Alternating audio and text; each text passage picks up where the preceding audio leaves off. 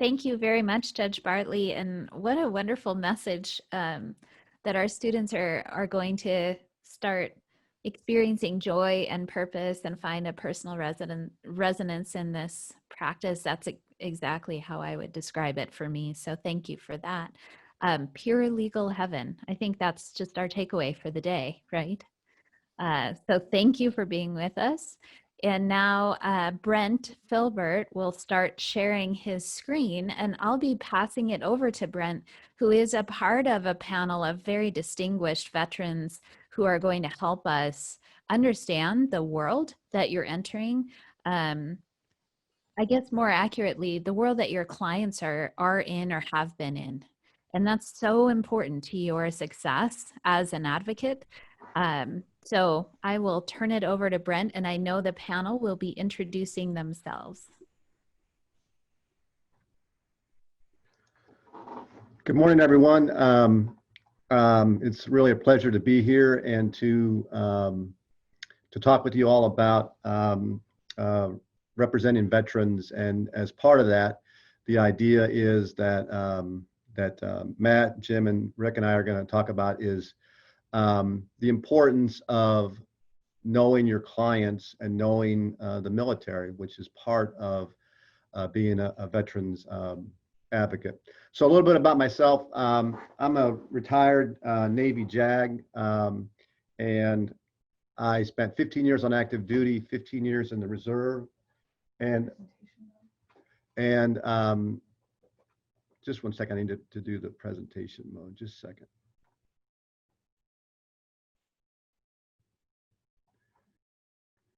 Or not. Yeah,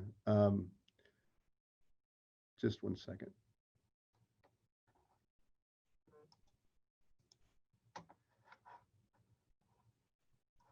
Oh, well, I'll get to that in just a second. Anyway, I spent 15 years on active duty, 15 years in reserve, and I retired after 30 years, and I mostly did military justice. I was defense counsel. I spent a lot of time on representing sailors and Marines, and then I also spent time on the Court of Appeals, the Navy Marine Corps Court of Criminal Appeals. Today what we're going to talk about is we have, anybody in the military knows you have to have a PowerPoint and you have to have learning objectives. So we have 3 here which lay out what we're going to talk about today. My role is going to be to talk about some of the basics of the military services. It's pretty basic stuff, but very important. So we'll talk about the military services. We'll talk about the conflicts that our clients have been part of, or the era that they served in, and what that means in terms of their service, and also what conditions and other things that have come out of those particular conflicts or situations they were in. And then also we'll hear from others about what it means to have served and what it means to be a veteran in terms of your values, beliefs, and that sort of thing. So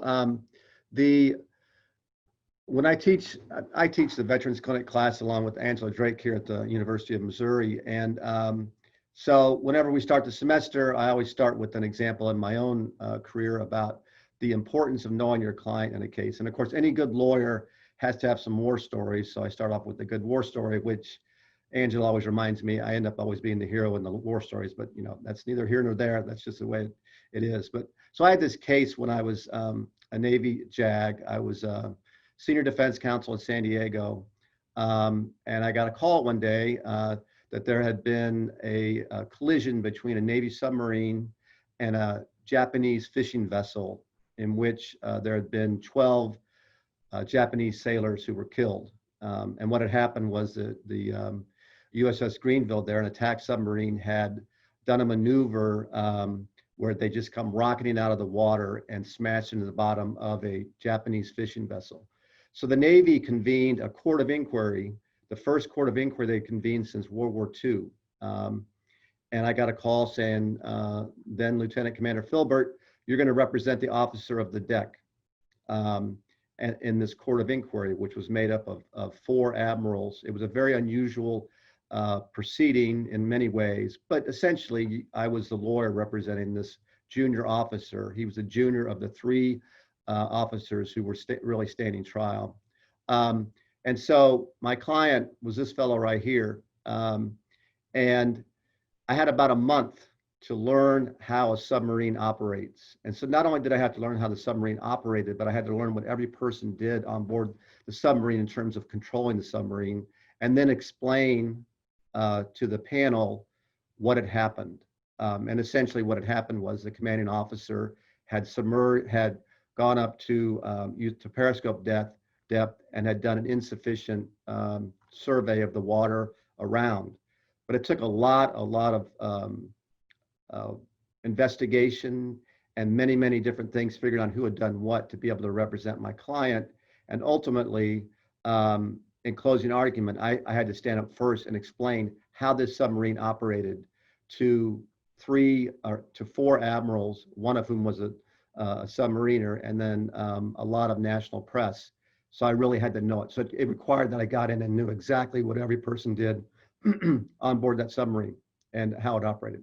So when you represent a veteran, you have to be willing to dig into what it is they did, what it is, what their rank was, what their job was, what unit they served in, all of those things to be able to adequately represent your client, as well as get into the medical records and all those records that explain what the case is about. For young lawyers, there's often a hesitancy to do that. So I guess the one thing I would say about this is you have to be willing to get in there and really know what goes on with what went on with your client back then in the military, and then also currently. All right, so some basics about the military services. We have 6 military services. Until a while ago, I always said we had 5, but now we have, it actually is a thing, we have Space Force. So what that actually means is a little bit up in the air, but as you can see there, we have Army, Navy, Marine Corps, Air Force, Space Force, and Coast Guard. Coast Guard's a little bit different in terms of their how they exist, and I'll talk about that in a second. Here is for law students and people who are just beginning to represent veterans, what you call your client is incredibly important. You may not think it's that important, but if you call a Marine a soldier, or you call a sailor a soldier, or vice versa, they instantly know that you probably don't have that much experience in what you're doing. And so you really need to be aware of that. And you can see here what each type of service member is called. I'll let the group decide on what Space Force personnel will be called. There could be a lot of really interesting things yet to be decided. We'll see. So for personnel in the military, they're broken up into 2 groups. We have enlisted and we have officers. And the others who are going to be talking will be describing more of what that means in just a little bit. But it's important to really understand that there are 2 groups. There are officers who meet these criteria here, usually have a college degree, although not always. They are the leaders of the enlisted personnel who are usually who start out younger, but really are the ones who really do the day-to-day work in the military services. But it's important to understand that there is a difference. And then also the importance of rank. You can see here at the bottom, it's very important that you understand what your client's rank was when they were in the military at different stages. Because if you call, for example, if you call a Navy, if you think a Navy captain is the same as an Army captain or an Air Force captain, then your client's going to really know that you really, haven't learned as much as you probably should about the military services. So very important that you understand that. I'm not going to go through each of these, but here are all the different military ranks. The one thing I would say about the military ranks that you really just sort of want to think about is Navy, Coast Guard ranks are essentially the same. Army, Marines, Air Force, the ranks generally follow the same, although not completely the same. And going back to the Air Force or the Space Force, it sounds like the Navy was able to somehow, I don't know how they did this, but I think Space Force is going to go with the Navy ranks, which is, I guess, because of Star Trek or something. Maybe that's why they're doing it. But that's the word on the street that the Space Force is going to do that. All right. So just to run through these very quickly, you can see that there's the enlisted ranks, non-commissioned officers, which you'll hear more about, extremely important. Then we have senior NCOs. There are warrant officers. They're a specialized group. And then we have the different officer ranks for people in the military as well. For the just some basics about the Army and the different services. You can see here the mission of the Army is really to fight ground-based conflicts. They are the largest of the services by far. And they're made up, a significant portion is also Army National Guard. Here's the Army command structure, and you'll have all these slides.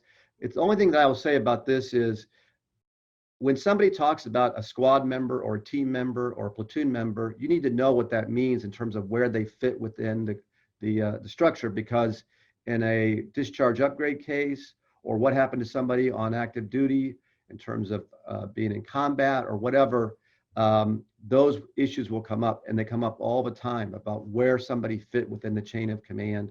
Or if someone says it was a team member, you know there's just a few people on that team, so it would have been somebody who really knew your client very well. Navy, they have about half the personnel of the Army, and it's been because of the nature of our current conflicts that has gone down in recent years. Here is the breakdown of the Navy command structure. You can see it's very, very different than the Army and Marines. Air Force is also a little bit different, but really important to know the differences. So you can see at the very bottom, it says division. A division officer in the Navy is a very junior officer who oversees a smaller group of enlisted personnel. A division in the Army is a massive organization, so you need to know the differences between the different parts of the command structure. Marine Corps, part of the Department of Navy. There's often a lot of jokes about that, and they are the smallest of the really fighting organizations. Well, I guess Space Force now is even smaller than that, but this is the Marine Corps makeup. Their command structure generally follows the same as the Army, although it depends, what type of what the Marines are actually doing. It can be different, let's say in special operations, that sort of thing. But anyway, this is how they're broken down. And then the Air Force, about a little larger than the Navy. They came out of the Army, out of World War II. The Army originally had the Army Air Corps. The Air Force was established right after World War II. And then they have a different command structure as well. As you can see, wing, group, squadron, flight. My very last command was a joint command. It took me the longest time, and I was one of the people in charge. It took me a while to realize what a flight was in the Air Force. I thought it was some kind of, that they're all on a plane together, but it's actually the smallest unit in the Air Force. Space Force, established in December of 2019. Right now, it's about 16,000 uniformed and civilian personnel. Their motto is Semper Supra, which I think for lawyers is great. At least we know what super means, right? So always above is their motto. So we'll see what happens with with Space Force. And then finally, the Coast Guard is about 50,000 active and reserve. They're different in that they're part of Homeland Security regularly. That's where they are, except they will transfer over to the Department of Defense during wartime, which has happened on a few occasions in our history. Air Force has the Coast Guard has a very unique mission, very important mission in terms of law enforcement and aid to navigation and that sort of thing. So that is the Coast Guard. This is my final slide. So every service has their own culture. So when you talk about secure the building, this is how the Army would look at it. Very regimented. The Navy, pretty laid back. You can see the Marines, what they're going to do. We have a Marine coming up, so maybe you disagree with that. Then the Air Force, take out a 5-year lease with an option to buy. I would probably say also build a golf course nearby. And then Space Force, who knows? We'll see. So that those are some basics about the military services. You all have these slides. I really do encourage law students who are going to be working in clinics to take the time to learn about the services. One, I think it's really interesting, and two, it's very important. So I'm going to stop my share now, and I'm going to turn it over to our next presenter.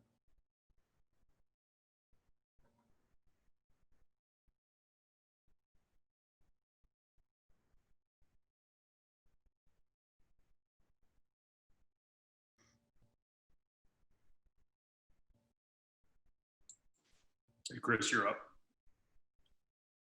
Hi, good morning, everyone. My name is Chris Mullin. I am, in fact, a Marine. I spent 29 years in the Marine Corps. If anybody has any interest, they can take a look at my biography. I think Brent did a superlative job in describing the major differences in the services. The one thing perhaps I would add, which seems to confuse folks from time to time, is that the Marine Corps actually has an aviation element as well.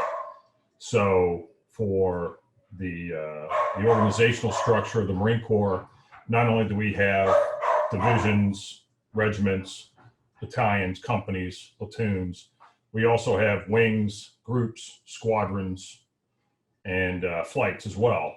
And my personal experience was in Marine aviation. I spent most of my career flying F-18s and did 5 tours in Iraq and the Persian Gulf. And that's where I had most of my experience in combat. But what I'm going to do for you today, hopefully quickly, is kind of a review of the conflicts that the veterans that you will find yourself serving have served in. Not only are there differences in service cultures, but there is also differences in eras when folks served in each individual service, depending upon what the geopolitical circumstances were at the time. So I'm going to review each one of these conflicts for you. I'm not going to get too deep into the weeds. There's some slides that go along with this portion of the brief that you can refer to if you want some more of the dates and specifics. But first and foremost, our veteran community right now, probably the oldest members of that community are World War II vets. I think it was just within the last year or two that the last World War I veteran passed away. So now pretty much the oldest veterans we have are World War II veterans. You may actually have the opportunity to meet a World War II veteran and work with a World War II veteran, but unfortunately, they are becoming a much rarer breed with each passing day. More often than not, you will deal with veterans from the latter half of the 20th century, which starts primarily at the end of the Second World War and moving into the end of the century. But perhaps the most important issue to recall is that at the end of the Second World War, the United States was probably the preeminent not only military power in the world, but also political and economic power in the world. Most of Europe, Russia, China had been devastated by the Second World War. The United States, again, due to our location in the Western Hemisphere, our nation itself, other than Hawaii and a few small forays onto the West Coast by the Japanese Navy, was largely untouched. Our industrial base was intact. Most of our population, certainly our civilian population, was still in place and able to fulfill their professions and their jobs. And that shortly after the end of hostilities, most of the men serving in the United States military came home and returned to civilian life and to civilian careers. Perhaps the greatest initiative that was put into place that impacted veterans of that era was the GI Bill that the United States Congress put into place that allowed an entire generation of veterans to attend college and to achieve professional degrees and certifications that would have been unavailable to them. Recalling that most of those World War II vets were, from the era of the Great Depression, which was probably the greatest economic period of downturn in this nation's history. So the GI Bill was a huge boon, not only to those individuals, but to the industrial base of the nation, which was desperately seeking well-trained, highly disciplined, highly motivated individuals to make up their workforces. And that returning veteran base was able to fill that. As far as the geopolitical situation, almost immediately after the Second World War, probably the ideological issue that became the largest influencer for the remainder of the century was the ideological struggle between the forces of communism and democratic institutions based on a capitalist economic structure.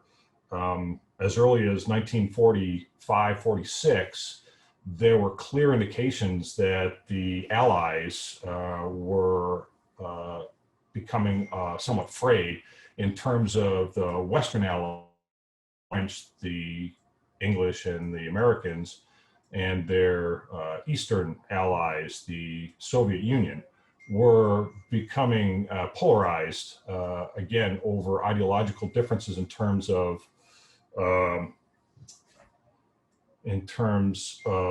their not only economic approach, but their political and social approach, and the differences that were inherent there. Shortly after the Second World War, it was clear, though, that from a military standpoint, that the United States had achieved a level of preeminence based on the development of the atomic bomb and the use of nuclear weapons. That certainly set the United States far ahead in terms of technological capability, far beyond that which was available to the Soviet Union. Soviet Union, however, was pretty rapid in their ability to catch up, and in the late 40s actually had developed their own atomic bomb. But perhaps the person that really foresaw the political divide and the social divide that was in the offing was Winston Churchill, who had for a number of years been somewhat alarmed by the direction that the Soviet Union was taking in terms of their occupation of much of Eastern Europe at the close of the Second World War. And he actually coined a phrase. He was a guest of President Truman at the, I think it was Westminster College in Missouri, where he gave a speech titled Sinews of Peace, in which he made a statement that from Stettin in the Baltic to Trieste on the Adriatic, an iron curtain has descended across Europe.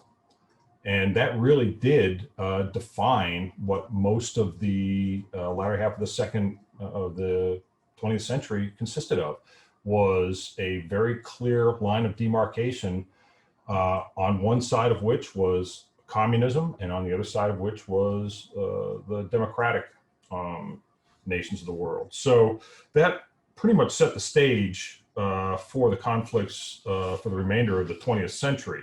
The first occurred in Korea at a time and a place that no one really wanted to fight, no one really expected to fight, and suddenly found themselves in a very difficult environment where they were fighting a very determined foe in exceptionally bad terrain under the worst possible conditions. What made this even worse is that the United States, at the end of the Second World War, being a democratic society, relying mostly on citizen soldiers, had begun a very rapid and very complete demobilization at the end of the Second World War. A lot of social programs which had done without funding for many, many years because the war had been the focus of effort from the economy were suddenly clamoring to get the attention that they had so long gone without. So much of the US economy turned back towards producing consumer goods and luxury items and things that had been denied most of the public during the war years. What that did, though, was it rapidly diminished the ability of the United States to maintain forces in the field.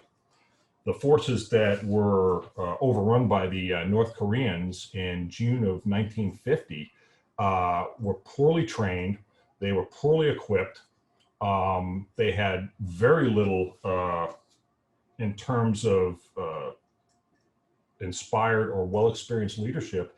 And they were, for all intents and purposes, overrun by the North Korean army and pushed all the way south. It wasn't until September of that year when the Supreme Allied Commander or Supreme UN Commander, General Douglas MacArthur, led an amphibious landing on the west coast of South Korea at a place called Incheon, which surprised the North Koreans. He was able to cut the country in half, isolate most of the North Korean army in the south, and basically turn back all the gains that they had made. Unfortunately, MacArthur then rapidly moved northward, approaching the Yalu River, which was the boundary with communist China. And as he closed in on that national boundary, the Chinese entered the conflict with 500,000 men and pushed the Americans back to the south below the 38th parallel, which had been the international border prior to the North Koreans' invasion. It pretty much stabilized at that point for the next 2 years until the parties came together in 1953 and signed an armistice to end the armed conflict. But believe it or not, the actual war still exists. There is an armistice in place, but the Korean War has not been officially ended. So, but that was the first limited war. It was a war where the United States was very conscious of the fact that they did not want to enter into a larger, more open conflagration with communist China and certainly communist Soviet Union, and were unwilling to utilize strategic assets such as nuclear weapons in a decisive manner. So it became pretty much a ground war, an air war, and one of brutal attrition until it was finally brought to a close. And in the end, they ended up right back where they started from. North Korea from the 38th parallel north and South Korea from the 38th parallel south. The north being a communist proxy state, and the south being a protectorate of the United States and the UN. The next conflict that the United States found itself embroiled in was the Vietnam conflict, which it became involved in the late 50s. The involvement increased in the early 60s, introducing advisors and material support for the South Vietnamese regime. Much like the Korean peninsula, Vietnam had been divided at the 17th parallel between a north and a south, the north again being a communist client state of the Soviet Union, and the south being a protectorate of the US United Nations. Vietnam, again, was one of those wars that was limited in scope as far as the United States was concerned. The intent was to assist the South Vietnamese in defeating their communist neighbors to the north, to protect the South Vietnamese, and also to prevent what was known at the time, which was a geopolitical theory known as the domino effect, which was the concern that as one third world nation might go communist, then several others would, in rapid succession, much like dominoes being pushed and falling over, would suddenly fall to communist aggression and add more nations to the communist scope of control. So this was a very real concern of the Western democracies, primarily the United States, and they felt very strongly that those communists, the communist encroachment in the Third World and in Southeast Asia, needed to be opposed by the forces of the Western democracies. Thus, the United States became involved. Unfortunately, they became involved with a South Vietnamese government that was extremely dysfunctional. The first president that they dealt with was Diem, who was in many ways a political Mandarin and very unpopular with most of the population that he led. So much so that the feeling was that he was a detriment to the goal of the United States, and that they wanted to be able to eliminate that additional distraction. So bottom line is that the government being unstable, the United States was drawn further and further into the conflict, and pretty much by 65, 66, the United States was the primary combatant in that war. The biggest difference between the Korean conflict and the Vietnamese conflict was that the Korean conflict, again, because of the drawdown, the armed forces were very small. And when the requirement came for manpower, they were able to draw on a vast pool of extremely highly experienced veterans of the Second World War who were still reservists that they were able to pull back into the armed services and feed into the Korean conflict. So many of those that were involved in the fighting in Korea had vast experience from fighting not only in Europe, but also in the Pacific, and were very effective. In Vietnam, it was somewhat different with the accession of President Johnson to the White House after President Kennedy's assassination. A very conscious decision was made that they would not draw reserves or National Guard for fear that that would cause a public outcry against the war in Vietnam. So they were largely dependent upon the draft for manpower to support that war. And that really made a big difference in the types of soldiers that you had that were able to fight. They were Americans that were from Middle America, from largely disadvantaged areas, economically disadvantaged, and they were trained very rapidly, and then they were fed right into the conflict in Vietnam. Many of them did their 1 year of service in Vietnam, came back to the United States, and within a few months were discharged. That was the totality of their service. However, it doesn't necessarily have to be length of service, but intensity of service that has those lingering effects for many, many veterans. I mean, for most of that Vietnam generation, the combat they saw was brutal, and it was something that would affect them for the remainder of their lives. What exacerbated their situation and circumstances was that because the war by the end of the 60s had become so unpopular at home, that the veterans of that war, unfortunately, became a focus of a lot of the anger and mistrust that the American public had developed.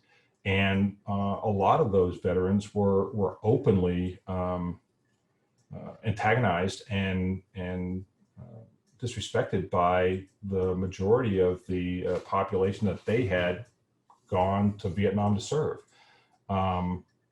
And there was such a push to put the Vietnam War behind the country and move on, that their service was really not ever accorded the deference and the appreciation that they so richly deserved. They had answered the call. They did their duty, whether they agreed with the circumstance or not. And when their country asked them to step up and do their service, they did. And for that, they deserved, thanks and support. And unfortunately, for many years, they didn't receive that. Fortunately, now, I think most of the country, most of the American people have realized just how fortunate we were to have that generation of service people, again, who left their civilian lives and served their countries and then returned to their civilian lives, those that were fortunate enough to come home. Some came home with terrible, debilitating injuries, and some that were easily seen and others that were internal. But again, we as a people, as a nation, should have done a much better job of welcoming that generation home and helping to ease the struggles that they went through. So hopefully we're doing a better job with that now. So easy to say that the end of the Vietnam War, there were a number of things that had occurred that had really undermined the American people's confidence, not only in their government, but in the military. The release of the Pentagon Papers in 1971 was a startling revelation that basically revealed that the Johnson administration had determined as early as 1968 that the war was unwinnable, and yet they continued to send combat forces to Vietnam until 1973. The Watergate scandal, which became very clear that the President of the United States was, committing criminal acts to forward his own political agenda and then lying to the American people about it. So a lot of the confidence and trust that the American people had developed in their government through the Second World War, even the Korean War, was badly shaken and undermined by the end of the Vietnam War. And that continued through the end of the 70s.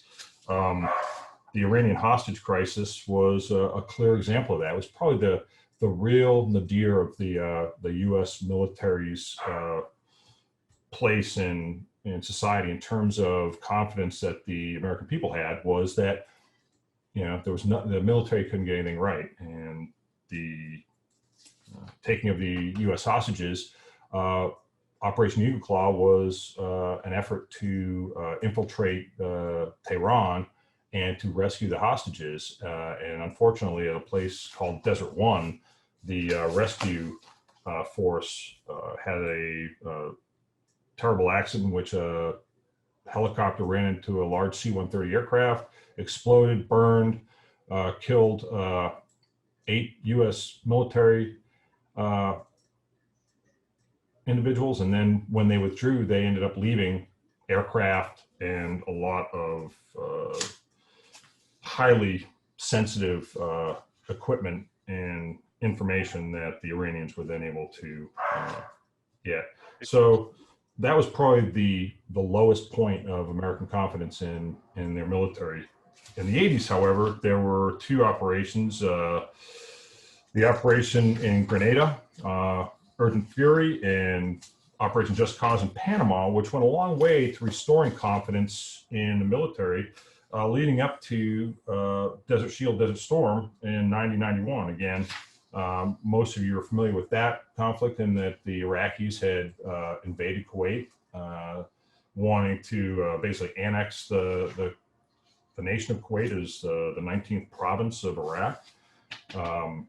The first George Bush administration, Bush 41, really did a masterful job in terms of building a global coalition, gaining UN support and underwriting, and developing a overwhelming military force that was able to clearly and decisively defeat the Iraqi army in Kuwait in about 100 hours, and push the Iraqis back into their own country.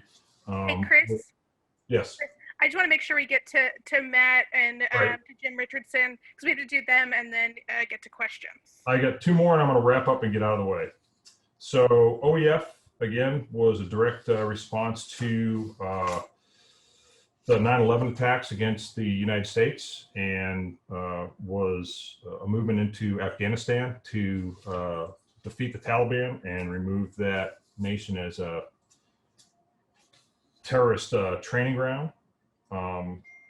And that, again, very successful at the outset. However, the follow-on with limited forces in place, able to establish stability and security, the Taliban were able to come back, and we're still dealing with the repercussions from that.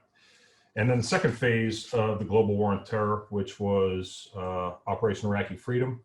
Again, the decision was made to invade Iraq based on intelligence that indicated that Saddam Hussein not only supporting terrorists, but working with weapons of mass destruction that he would probably share with those terrorist organizations, that the United States felt it was a clear and present danger and required that we invade and conduct regime change and eliminate the weapons of mass destruction. Long story short, we didn't find any weapons of mass destruction. The Saddam Hussein regime was defeated and removed, and we now have a democratically elected government in Iraq, which the success of which remains to be seen, but they've made great strides in the last 15 years towards becoming a truly representative government for their people. And then the last piece, there was some items about advocating for veterans. Again, I'd like you to take a look at that, and if you have any questions concerning that, I think all of us on the panel would be very happy to discuss them in any level of detail you'd like. And that's all I have. Thank you. Awesome. Thanks, Chris. Guys, just so you know, Chris has a really comprehensive PowerPoint covering all of the conflicts. So please go back when you have veterans in those conflicts. Go back. Chris put together a really great slide that explains the history of everything, what happened there. So my name is Matt Bulriss. I am currently the staff attorney at the Wolf Family Veterans Legal Clinic at the Syracuse University College of Law. I am an Army veteran. I served for 10 years in the United States Army, 7 years on active duty with the 82nd Airborne, and then 3 years on the National Guard duty with New York Army National Guard, and then somehow ended up a lawyer. I am an Operation Enduring Freedom Afghanistan veteran. I was an enlisted infantryman. I've spent about 27 months of my life in Afghanistan. And the main takeaway that we really want you guys to have from this is no matter what conflict your veteran is from, the view of how that veteran has been treated has changed over time. Chris did a really great job of highlighting how Vietnam veterans kind of got, for lack of a better term, the shaft, right? People were protesting the war and therefore they protested the troops. And as you saw in Gulf War I, or as any of your friends who are, GWAT veterans, we can protest the war, but always support the troops, always support your Marines, and always support your sailors and airmen. And the level of issues you're going to find are varying between those two different conflicts. The current conflict right now is an insurgency conflict, which means that it is the host nation forces. There are no uniformed individuals, right? We're not fighting a uniformed army. Those veterans in those conflicts are facing both insider threats and outsider threats. So as you guys go through your classes and you're learning more about things like service connection with PTSD or TBI, you'll see one of the PTSD rating criteria or for a traumatic event is fear of a hostile terrorist attack. That's because that threat is always present. So understanding that conflict, understanding what your veteran or your client has been through is going to go a long way in being able to communicate with them and talk with them. So obviously, as Chris said, and as everyone has said on this panel, if you guys have any individual questions, always please feel free to reach out to us individually. Our contact information, I believe, is on the form somewhere. So reach out, talk to us. We love to have conversation with students and other clinicians all the time. So thank you for your time, and we're open to questions whenever you're ready.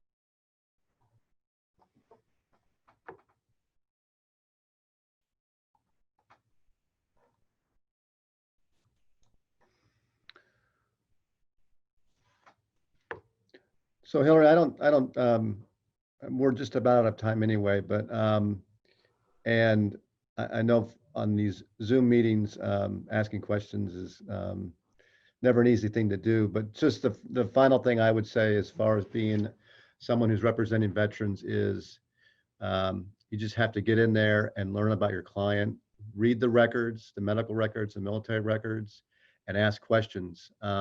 So that's the most important thing I think that you really have to take away from this. So that would be my final thought on it. I do have a couple questions. Sorry, I had an interruption from my toddler, so I had to run out of the room. One of the questions I had was, when someone uses the term unit, what do they mean by that? Is that a platoon level, a battalion level? What is the term of art that when someone uses the term unit?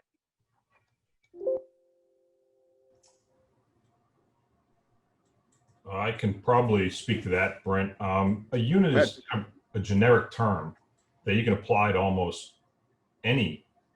Again, you can, General Smith's unit might be a division. Captain Lewis's unit might be a company. So it's just a generic term that you can apply to any size organization. When you think about discipline in the military, so when someone gets in trouble either through a non-judicial punishment, does their rank or their MOS matter in how you look at that case? I'm not sure. Again, everybody's experience. I know from my experience as a unit commander, I had NJP authority, so I held office hours, is what we refer to it in the Marine Corps, and I think or captain's mast in the Navy. But it doesn't really matter in terms of military occupational specialty. Non-judicial punishment is probably more applicable to junior enlisted. It's usually not anything that is applied to officers.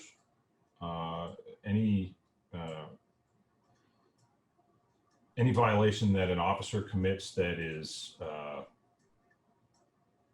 something that is actionable is usually beyond non-judicial punishment. It can happen, but those are usually administrative procedures that they're handled differently. Non-judicial punishment is not specific to any MOS, but more applicable to junior ranks than senior, at least from my experience. So I see there's a couple of other questions that have been asked. One is regarding service in non-war combat situations. I mean, one thing I would say for VA disability compensation, service connection, which is you're going to hear about in just a few moments, is really not dependent on having served in combat. It's really if the condition occurred during service or can be connected to service, to something that happened in service. So it's really not dependent on combat. But if you are trying to establish, there are certain things which are important in terms of benefits because of combat-related special compensation, that sort of thing. You can establish that through different means, through military records, through fellow service members who provide information about what happened in combat, because that can be very important in terms of if the VA accepts what the veterans say actually happened. So there's a lot of different ways to do it. But really the records and then fellow Marines or soldiers or sailors is really what you have to do. And then in terms of, there's questions about PTSD, and one is it PTS or PTSD? I would say for VA purposes and military purposes, PTSD is what they're familiar with, and I would use that. Although we have experts who will use PTS, but I think PTSD is really the way to go. And if you look to determine if a veteran is suffering from PTSD, do symptoms differ between military branches? I would say symptoms really don't differ between the military branches, but you really do need to understand that the symptoms for PTSD can really vary, and the timing of them can really vary. And there's a DSM-5, and there's lots of medical literature, that sort of thing. I would say whenever I'm dealing with PTSD and a veteran, if there's any way possible, I will use an expert witness to guide me in terms of the symptoms and the manifestation of those symptoms, because they're the ones who really know. And it can be very different between what people experienced from combat to military sexual trauma, that sort of thing. So that's how I look at it. As far as PTS goes, when you talk with your client, like at least the veterans I've talked to, my buddies I've served with and employed with, we prefer the term PTS because when you actually look at the medical science behind PTSD, it's not really a disorder, right? It's a very natural chemical reaction in your brain. It can happen to anybody, right? So you're kind of empowering the veteran, like, hey, something traumatic happened to you, but that doesn't make you a freak. It doesn't make anything wrong with you, right? It's not a disorder. This can happen to anybody. So when I talk to them, I say PTS. And as far as getting your veteran to talk about it, it's a stressor event. It's a traumatic event. It's something that imagine an event that permanently changes the chemistry of your brain so that when anything triggers that ever again, your body automatically, without thinking, goes into a fight or flight mode, or whatever sort of reactions you may have, or may permanently change your view of the world. You have to develop a very trusting relationship with your client. Depending on the event, whether it's MST or combat related, that may take a lot of time. So it's gaining that trust. It's understanding the file. It's communicating regularly. And being honest. Don't lie to your client. I can't stress this enough. Like saying, "Oh, I completely understand." I promise you, you do not understand, and you can't say that. And that goes for veteran or not veteran. If someone has a traumatic event, you don't understand. I promise you. Don't ever use that word. Just listen, let them talk, and you'll be surprised how much they open up to you. I see we have one more question where it's asked, can you briefly explain why a service member would hesitate to seek treatment for PTS while in service? There's lots of different reasons why they would hesitate. One is security clearances. So I think the people who are on this panel all have had security clearances, probably at the highest level. If you have a top secret or even a secret, if there's something that's any mental health issues, service members are very afraid about losing their security clearance, because if you lose that, you often lose your career, you lose your assignments, you lose everything that you've worked for. That would be one reason. And then, Matt or Rick, if you want to chime in on other reasons as well, I think that could be helpful. So, kind of coming up. So after my first deployment, it was always said, everyone's got like a little bit of an issue, right? Everyone's got a bit of an adjusting getting back, but it was, you don't talk about it. Don't say anything ever, because if they find out, they're going to take your bootlaces. You're going to be sleeping at CQ. You're going to be on this watch.